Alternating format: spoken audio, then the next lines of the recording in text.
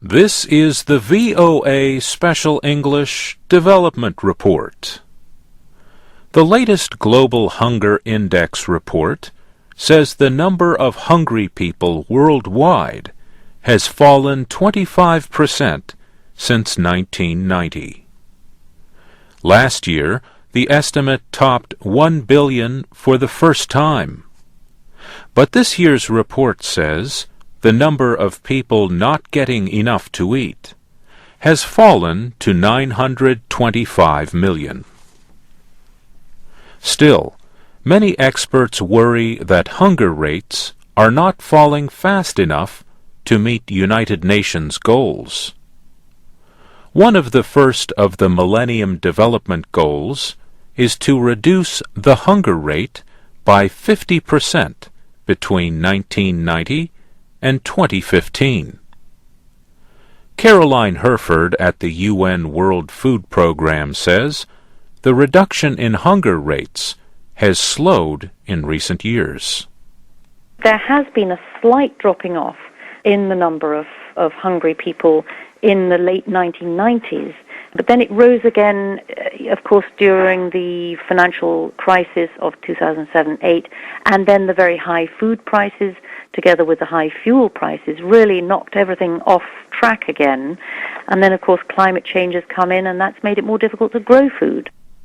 The Global Hunger Index is prepared by 3 private organizations based in Germany, the United States, and Ireland.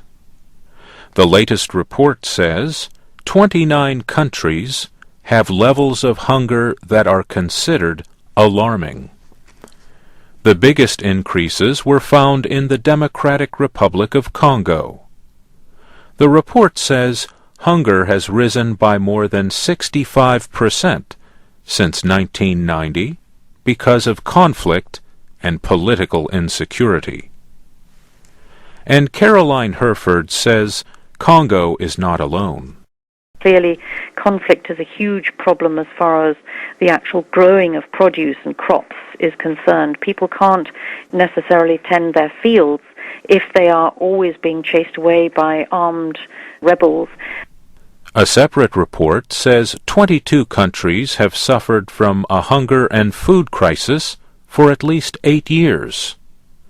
20% of the world's hungry live in these countries, most of which are in Africa. That report is from the UN Food and Agriculture Organization and the World Food Programme. They say new policies are needed to deal with these long-term crises. Peter Smerdon at the World Food Programme says emergency aid must include development assistance. You have to do both things. You have to do both development and emergency assistance to keep people alive, to reverse the situation. Otherwise, you're just going to be stuck in a protracted crisis and have to keep trying to put out the fire, but you're not actually changing the structure of the crisis at all. Both reports were released ahead of World Food Day this past Saturday. And that's the VOA Special English Development Report, written by June Sims.